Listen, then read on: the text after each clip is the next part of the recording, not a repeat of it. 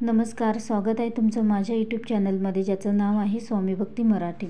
उद्या आहे 9 ऑगस्ट, वार शुक्रवार. तर उद्या आलेले आहे नागपंचमी. तर या दिवशी नागदेवतेंची पूजा केली जाते आणि त्यासोबतच श्रावणातल्या प्रत्येक शुक्रवारी ज्योतीचीही पूजा केली जाते. तर ती कशी करावी, उपवास करावा का, उद्यापन कसे करावे, ज्योतीच्या कागदाचे नेमके महत्त्व काय, तर याबद्दलची संपूर्ण माहिती आपण या व्हिडिओमध्ये बघणार आहोत. तर व्हिडिओ स्किप न करता संपूर्ण बघा आणि जे कोणी नवीन असेल या चॅनलवरती तर सबस्क्राईब करा.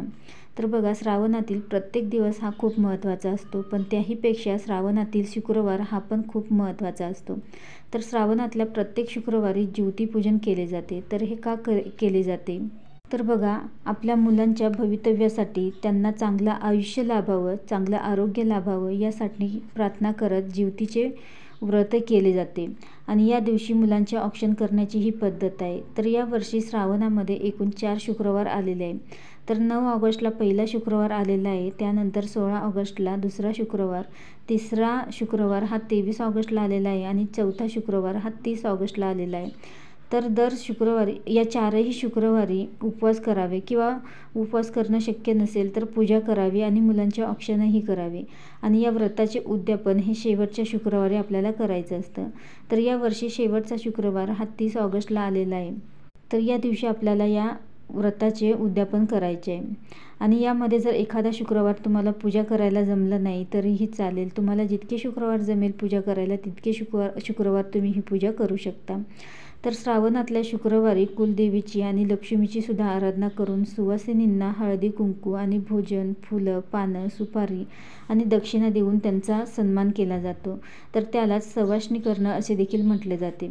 तर श्रावणातली 4ही शुक्रवारी संध्याकाळी सुवासिनींना बोलवून हळदी कुंकू, दूध, साखर, चणे फुटाणे द्यावे. तर प्रत्येक शुक्रवारी मूठभर का होईना डाळीचं पुरण घालावं आणि ते खूप महत्त्वाचं मानलं जातं. आणि पुरणाचा नैवेद्यही या व्रतासाठी आवश्यक असतो.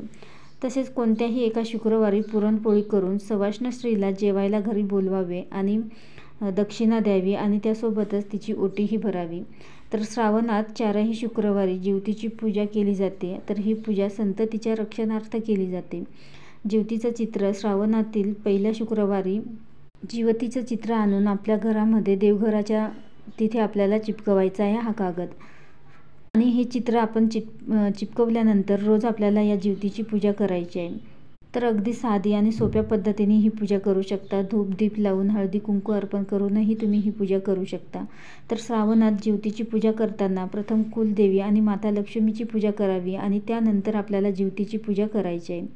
तर ज्योतीच्या फोटोला आपल्याला आघाडा आणि दुर्वांची माळ ही आपल्याला अर्पण करायची आहे.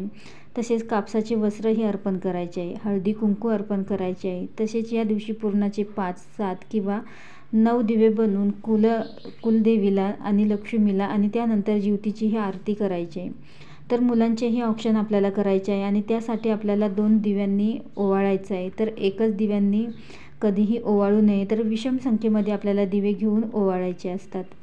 त्यानंतर विड्याच्या पानावर सुपारी आणि फळ ठेवून ज्योती मातेला दूध साखरेचा आणि चणे फुटाण्याचा नैवेद्य दाखवू शकता. तर हे सकाळी तुम्ही ठेवू शकता आणि संध्याकाळी पुरणाचा नैवेद्यही ठेवू शकता. तर या श्रावणातल्या 4 पैकी कोणत्याही एक शुक्रवारी सवाष्ण स्त्रीला घरी बोलावून तिला जेवू घाला आणि तिची ओटीही भरा. किंवा हे नाही जमलं तर तुम्ही गरिबांनाही खाऊ घालू शकता, जेवू घालू शकता. ज्यांना खूप गरज आहे, ज्यांना या अन्नाची गरज आहे, तर त्यांना तुम्ही जेवू घालू शकता. तसेच या दिवशी कथाही तुम्ही वाचू शकता ज्योतीची. तसेच कणकेचे 5 दिवे करून त्या दिव्यांनी ओवाळावे आपल्या मुलांना आणि ज्योतीच्या फोटोलाही आपल्याला ओवाळायचे आहे. तर ज्योतीच्या चित्रामध्ये ज्या प्रतिमा आहे, तर यामध्ये नरसिंह आहे आणि त्यानंतर कालिया नागावर श्रीकृष्ण आहेत आणि त्यानंतर मुलांना खेळविणाऱ्या जराजीवंतिका आहे आणि त्यानंतर सर्वात खाली बुध आणि बृहस्पती आहेत. तर संपूर्ण महाराष्ट्रामध्ये याच प्रतिमांचे पूजन केले जाते. तर यामध्ये प्रथम असणारे भगवान विष्णूंचा 4था अवतार असलेले नरसिंह तर आपल्या बाळभक्तासाठी प्रकट झाले.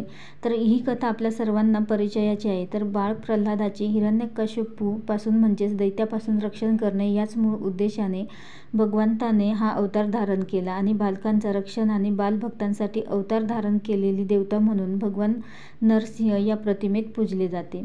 त्यानंतर येतात कालिया मर्दन करणारा श्रीकृष्ण. तर यातील नाग आणि गोपाळ कृष्ण दोन्ही पण श्रावणातील आराध्य दैवत. मग नाग प्रतिमा वेगळी आणि कृष्ण प्रतिमा वेगळी न देता कालिया मर्दन करणारा श्रीकृष्णच का? तर आपण जर कालिया मर्दन प्रसंगाचा विचार केला तर लक्षात येईल की या प्रसंगात कृष्ण आणि त्याचे मित्र खेळत असताना त्यांचा चेंडू यमुनेच्या डोहात गेला आणि कृष्णाने तो परत आणला. खेळणाऱ्या बागडणाऱ्या मुलांवर आलेला वाईट प्रसंग कृष्णाने दूर केला. आणि त्यानंतर येतात त्या जरा जिवंतिका. तर जरा व जिवंतिका या यक्षगणातील देवता. तर जरा या यक्षिणीबद्दल महाभारतात एक कथा येते. मगध नरेश याला 2 राण्या असतात.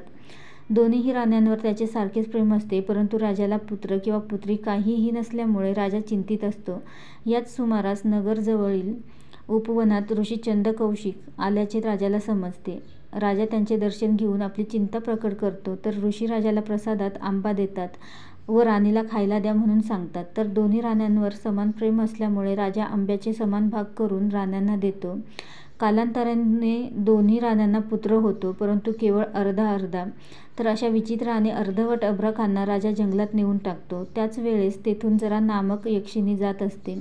ती दोन्ही अभ्रक तुकड्यांना हातात घेते आणि आपल्या अवयव सांधण्याच्या कलेने दोन्हीही शकल सांधते. जरा ते सांधलेले अभ्रक संध्यासमयास राजाला आणून देते. जरा या यक्षिणीने सांधले म्हणून राजा त्याचे नाव जरासंग ठेवतो आणि जरा यक्षिणीच्या उपकाराप्रित्यर्थ नगरात देऊळ बांधून तिला मगधाच्या इष्टदेवतेचा मान देतो. आणि त्यानंतर सगळ्यात शेवटी येतात बुध आणि बृहस्पती. तर बुध हा ग्रह हत्तीवर बसलेला असून हाती अंकुश धारण करतो. तर बृहस्पती वाघावर बसलेला आहे. हातात चाबूक घेतलेला दाखवतात. बुधाच्या प्रभावाने जातकाला अलौकिक बुद्धिमत्ता, आकर्षक व्यक्तिमत्व, वाक्पटुत्व इत्यादी गुण प्राप्त होतात. तर बृहस्पतीच्या प्रभावाने शैक्षणिक प्रगती, आध्यात्मिक उन्नती, विवेकबुद्धी जागृत होते. तर असा अर्थ आहे या जिवतिकाचा. तर अवश्य तुम्ही या श्रावणातल्या प्रत्येक शुक्रवारी तुम्ही जरा जिवतिकेचे अशा प्रकारे पूजन करू शकता आणि यासोबतच तुमच्या मुलांचे औक्षणही करू शकता. व्हिडिओ आवडला असेल तर लाईक करा, कमेंट करा, शेअर करा आणि सबस्क्राईब करा. श्री स्वामी समर्थ.